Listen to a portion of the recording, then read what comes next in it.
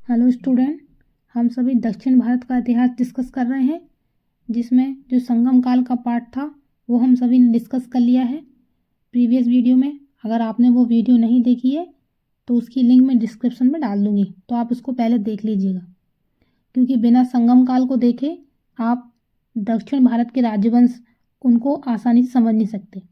तो पहले आपको संगम काल देखना पड़ेगा, उसके बाद दक्षिण भारत के बाकी बचे हुए राजवंशों को देखना पड़ेगा। तो आज का जो वीडियो है वो 500 ईस्वी से 1200 ईस्वी के समयकाल का है, जिसमें हम आज पल्लव, राष्ट्रकूट, चालुक्य और चोल को पढ़ेंगे। चोल साम्राज्य को इस वीडियो में दोबारा पढ़ेंगे, क्योंकि संगम काल में चोल साम्राज्य का अंत हो गया था, लेकिन जो विजयालय था, मतलब एक पर्सन था विजयालय, उसने फिर से चोल साम्राज्य का क्या कह सकते स्थापना की थी। तो चोल साम्राज्य को दोबारा पढ़ेंगे। ओके, तो वीडियो में आगे बढ़ते हैं और आज हम पढ़ेंगे सबसे पहले पल्लव वंश को, उसके बाद पढ़ेंगे वातापी के चालुक्य और वेंगी के चालुक्यों को, उसके बाद राष्ट्रकूट को, और उसके बाद कल्याणी के चालुक्य को, और फिर चोल साम्राज्य को। अगर आप देखें वातापी के चालुक्य, तो वातापी से मतलब है कि ऐसे चालुक्य जिन्होंने वातापी को अपनी राजधानी बनाया तो वो वातापी के चालुक्य कहलाए। ओके, और जिन्होंने वेंगी को बनाया तो वो वेंगी के चालुक्य कहलाए, और जिन्होंने कल्याणी को अपनी राजधानी बनाया तो वो कल्याणी के चालुक्य कहलाए। तो कंफ्यूज मत होना, सिंपल टॉपिक है। ओके, तो पहले डिस्कस करते हैं पल्लव वंश को। पल्लव वंश का समयकाल रहता है 575 ईस्वी से 897 ईस्वी तक। इसके संस्थापक रहते हैं सिंह विष्णु, और पल्लव वंश की राजधानी होती है कांची, जो अभी तमिलनाडु में, और राजभाषा थी संस्कृत। सिंह विष्णु के बारे में जान लेते हैं। तो सिंह विष्णु का समयकाल रहता है 575 ईस्वी से 600 ईस्वी तक। सिंह विष्णु वैष्णव धर्म का अनुयायी था। सिंह विष्णु के दरबार में भैरवी नामक लेखक रहता था, जिसने कीर्तार्जुनीयम की रचना की थी। सिंह विष्णु के शासनकाल में मामल्लपुर में वराह मंदिरों का निर्माण हुआ था। सिंह विष्णु एक महान प्रतापी शासक था, जिसने चेर, चोल, पांड्य आदि राजाओं को युद्ध में पराजित किया था। आगे बढ़ते हैं और पल्लव वंश के दूसरे शासक महेंद्र वर्मन फर्स्ट को डिस्कस करते हैं। इनका समयकाल रहता है 600 ईस्वी से 630 ईस्वी तक। सिंह विष्णु के बाद उसका पुत्र महेंद्र वर्मन फर्स्ट अगला शासक बना। तो ये सिंह विष्णु का पुत्र था। महेंद्र वर्मन एक महान कवि और संगीतज्ञ था। महेंद्र वर्मन ने मत विलास प्रहसन नामक हास्य ग्रंथ की रचना की थी, जो कि पल्लव काल की प्रमुख रचना है। शुरुआत में वह जैन धर्म का अनुयायी था।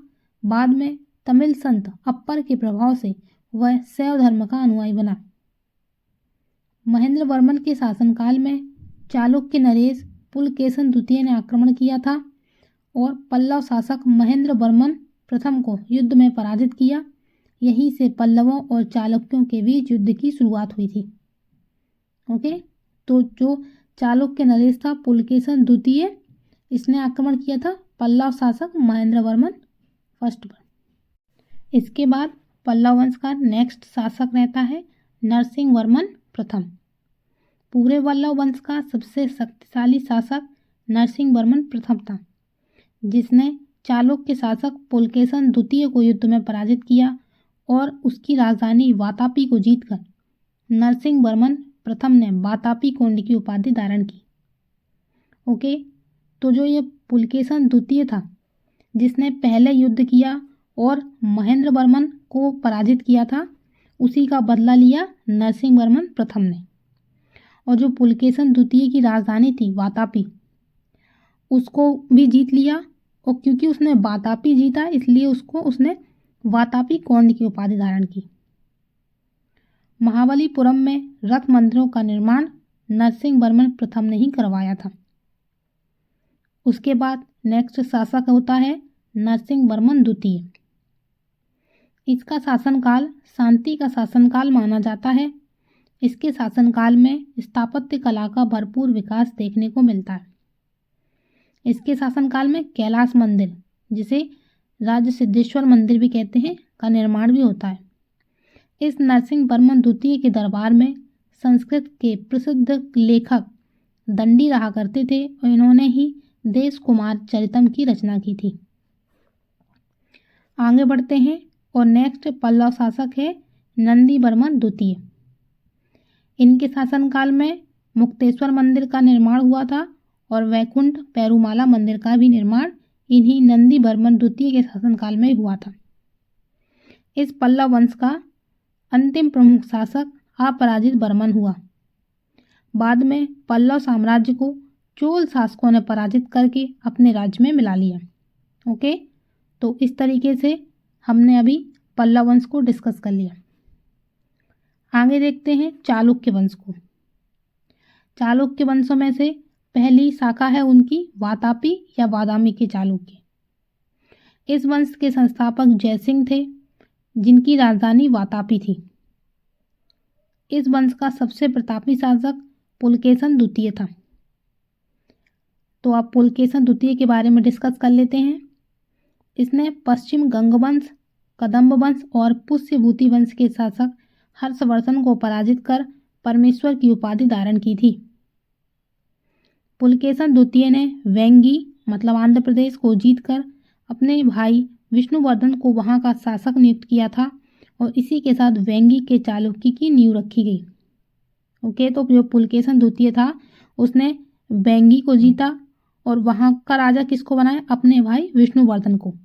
इस तरीके से वेंगी के जो चालुक्य हैं उनकी नींव रखी गई। ओके, आगे बढ़ते हैं और पुलकेशन द्वितीय है उनके बारे में जानकारी ऐहोल अभिलेख से मिलती है। जो ये अभिलेख है ऐहोल अभिलेख, यह लेख संस्कृत भाषा में है, जिसकी रचना रवि कीर्ति ने की थी, जो पुलकेशन द्वितीय के राजकीय कवि थे।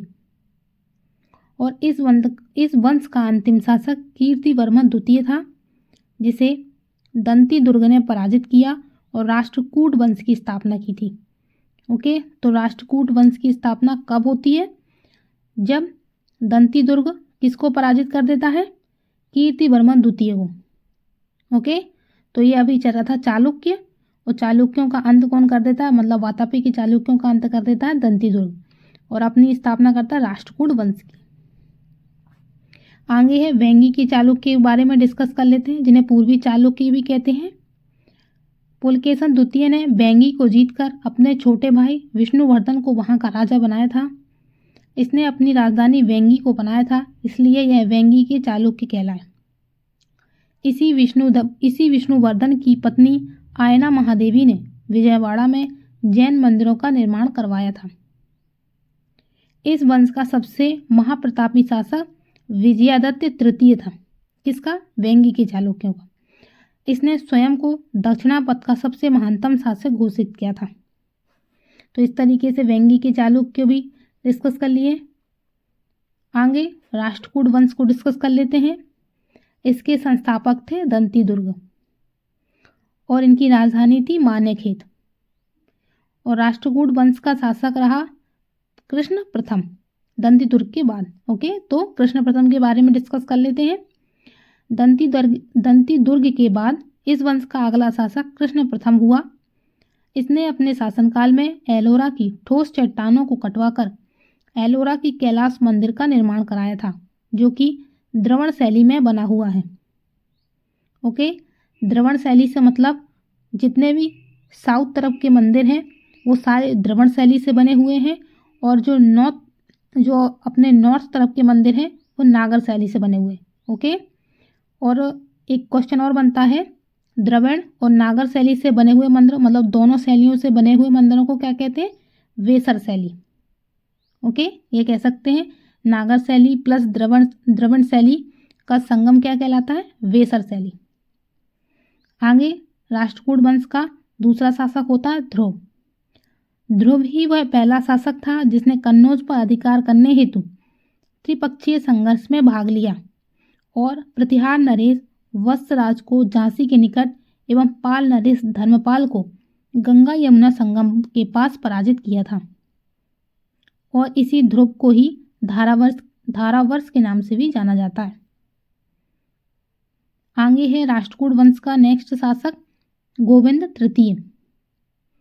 गोविंद तृतीय भी एक महाप्रतापी शासक था। इसने पल्लव, पांड्य, केरल, प्रतिहार और गंग शासकों को पराजित किया। इसके बाद उसका पुत्र अमोघवर्ष इस वंश का अगला शासक हुआ। अब अमोघवर्ष के बारे में डिस्कस कर लेते हैं। अमोघवर्ष को राष्ट्रकूट वंश का सबसे महान शासक माना जाता है। अमोघवर्ष जैन धर्म का अनुयायी था। इसके गुरु का नाम गुरु जैन आचार्य जिनसेन था। इसने कन्नड़ भाषा में एक काव्य ग्रंथ कविराज मार्ग की रचना की थी और तुंगभद्रा नदी में जल समाधि लेकर इसने अपने जीवन का अंत किया था।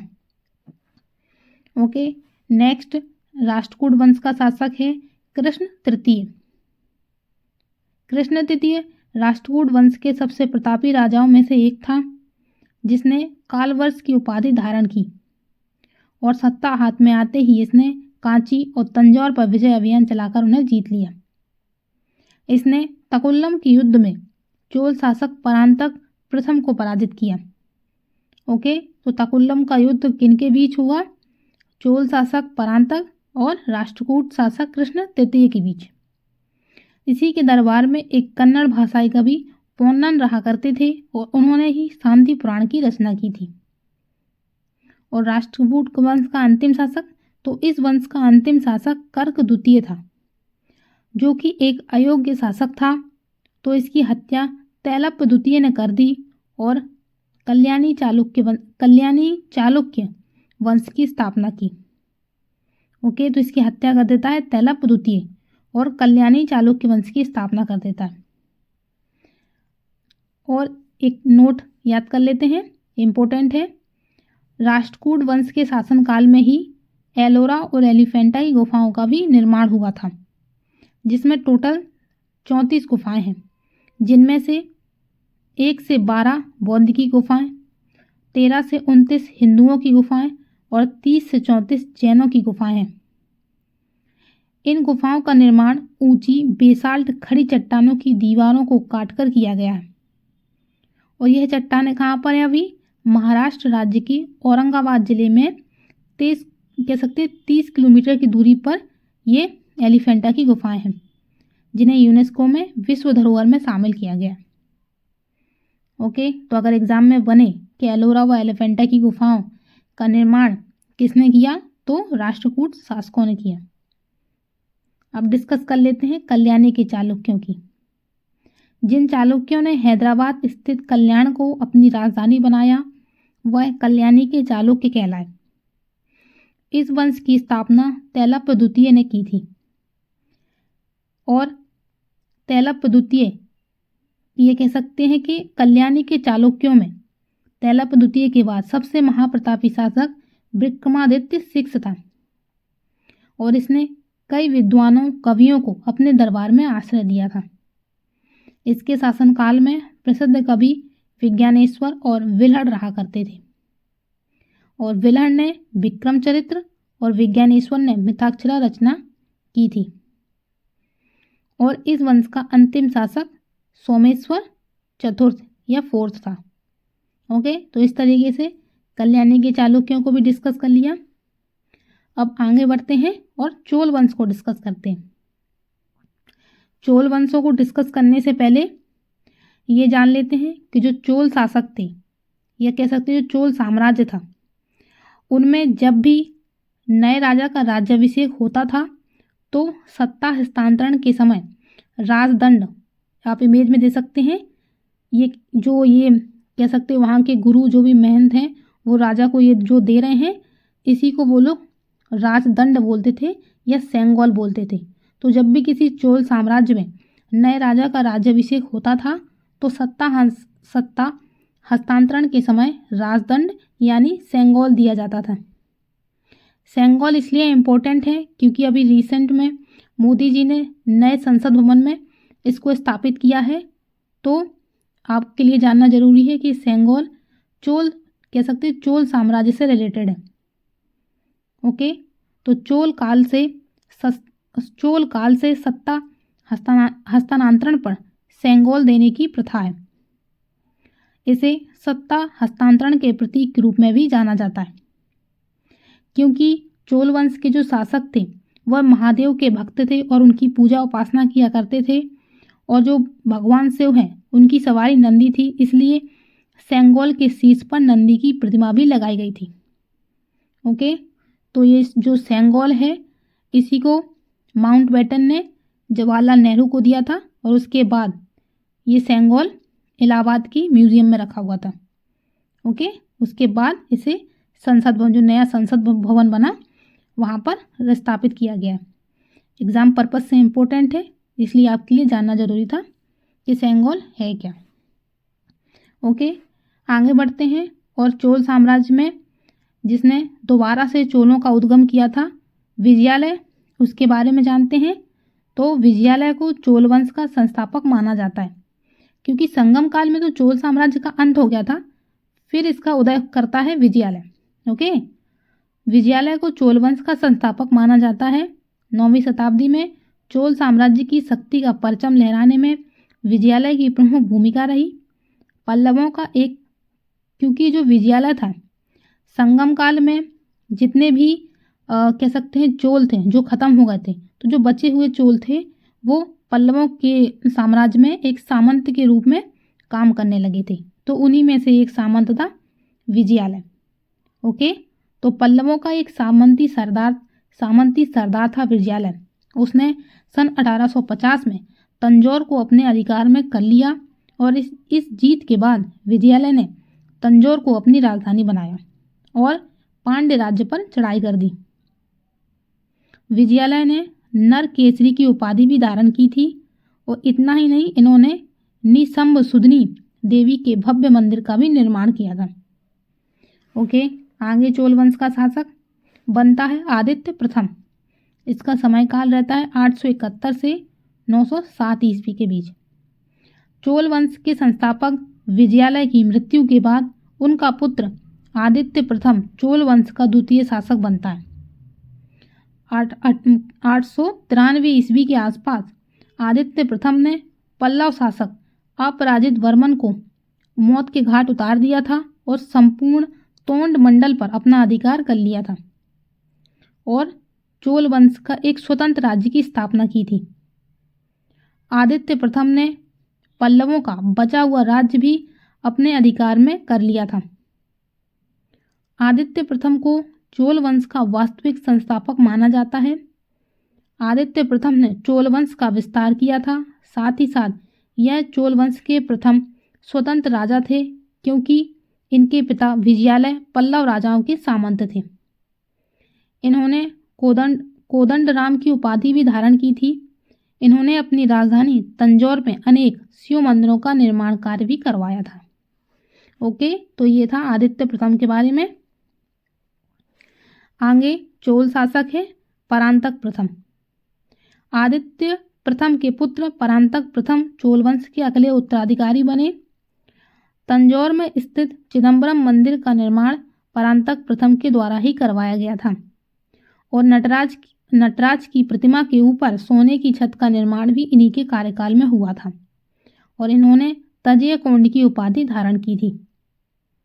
राष्ट्रकूट शासक कृष्ण तृतीय ने गंग शासकों के साथ मिलकर चोल साम्राज्य पर आक्रमण कर दिया, और 949 ईस्वी को लड़े गए इस युद्ध में चोल सेना की हार हुई, और उनका युवराज राजादित्य इस युद्ध में वीरगति को प्राप्त हो गया। ओके, तो यहाँ पर जो कह सकते हैं चोल वंश का शासक था परांतक प्रथम, वह भी हार गया था, और उनका युवराज राजादित्य वो भी मारा गया था। इसके बाद इस वंश का कौन सा अगला शासक बनता है, वो थे राजराज प्रथम, या जिन्हें अरमोली बर्मन कहते हैं। चोल वंश का सबसे प्रतापी राजा राजराज प्रथम था, जिसको अरमोली बर्मन कहा जाता था। राजराज उसकी एक उपाधि थी, जबकि इनका असली नाम अरमोली बर्मन था। शैव धर्मावलंबी राजराज प्रथम ने सिंहासन पर बैठने के बाद शिवपाद शेखर की उपाधि धारण की। राजराजेश्वर मंदिर, जिसे बृहदीश्वर मंदिर भी कहते हैं, का निर्माण भी इसी ने अपने शासनकाल में करवाया था, जो तमिल वास्तुकला का एक अद्वितीय नमूना है। और ये जो मंदिर है ये ग्रेनाइट पत्थर से बना हुआ है। एक नोट है याद करने लायक, भगवान शिव के उपासकों को नयनार कहा गया और भगवान विष्णु के उपासकों को अलवार कहा गया। ओके, आगे है राजेंद्र प्रथम। इनका समयकाल रहता है 1014 से 1044 ईस्वी के बीच। राजराज प्रथम के बाद उनका पुत्र राजेंद्र प्रथम चोल साम्राज्य का उत्तराधिकारी के रूप में गद्दी पर बैठता है और अपने पिता के नक्शे कदम पर चलते हुए साम्राज्य का विस्तार, यह कह सकते हैं उसने अपने पिता के नक्शे कदम पर चलते हुए साम्राज्य का विस्तार किया था। इन्होंने अपनी राजधानी तंजौर को बदलकर गंगईकोंड चोलपुरम को अपनी राजधानी बनाया और यहाँ पर कई मंदिरों का निर्माण भी करवाया था। इनके गुरु का नाम संत ईशान शिव था। इन्होंने अपने शासनकाल में ही अपने पुत्र राजाधिराज को युवराज पद पर अभिषेक कर अपना संभावित उत्तराधिकारी घोषित कर दिया था। उसके बाद चोल वंश का नेक्स्ट शासक कौन होता है, वह थे राजाधिराज। राजाधिराज चोल वंश के महान और शक्तिशाली शासक राजेंद्र प्रथम के पुत्र थे, जो उनके बाद इस वंश के राजा बने। 1052 ईस्वी में राजाधिराज और कल्याणी के चालुक्य शासक सोमेश्वर के बीच एक भयंकर युद्ध हुआ और इस युद्ध में उन्होंने कल्याणी के चालुक्य शासक सोमेश्वर को पराजित कर दिया, परंतु राजाधिराज भी वीरगति को प्राप्त हुए और इन्होंने विजय राजेंद्र की उपाधि, मतलब कह सकते हैं विजय राजेंद्र की उपाधि धारण की थी। इसके बाद नेक्स्ट होते हैं राजेंद्र द्वितीय। राजेंद्र द्वितीय राजाधिराज प्रथम के भाई थे, जो इनकी मृत्यु के पश्चात चोल वंश की गद्दी पर बैठे। कोल्हापुर स्थित जय स्तंभ का निर्माण इन्होंने ही करवाया था। साथ ही इन्होंने प्रकेसरी की उपाधि भी धारण की थी। ओके, नेक्स्ट और भी शासक बनते हैं चोल वंश के, जैसे वीर राजेंद्र, कुलुंतुक प्रथम, विक्रम चोल, कुलुंतुक द्वितीय, राजराजा द्वितीय, राजाधिराज द्वितीय, कुलुंतुक तृतीय और राजाधिराज तृतीय। लेकिन जो लास्ट होता है वह थे राजेंद्र तृतीय। राजराज तृतीय के बाद 1246 ईस्वी में राजेंद्र तृतीय चोल वंश की गद्दी पर बैठते हैं, या कह सकते हैं बैठा था। इन्होंने पांड्य राज्य को जीता था और होयसेल एवं काकतीय राज्यों को जीतकर अपने साम्राज्य में मिलाया था। राजेंद्र तृतीय को चोल वंश का अंतिम शासक माना जाता है। ओके, तो इस तरीके से चोल वंश का भी अंतिम कह सकते हैं अंत हो जाता है। इस तरीके से हम सभी ने आज पल्लव, उसके बाद वातापी और वेंगी के चालुक्य, उसके बाद राष्ट्रकूट, उसके बाद कल्याणी के चालुक्य और उसके बाद चोल साम्राज्य को डिस्कस किया। ओके, तो ये वीडियो अगर आपको बच्चों अच्छा लगे तो चैनल को सब्सक्राइब और वीडियो को लाइक ज़रूर कर लेना। ओके, और फर्स्ट वाला पार्ट भी देखना। नेक्स्ट वीडियो इसकी टेक्स्ट सीरीज रहेगी, तो देखते हैं आप उसमें से कितने क्वेश्चन सॉल्व कर पाते हैं। ओके बच्चों।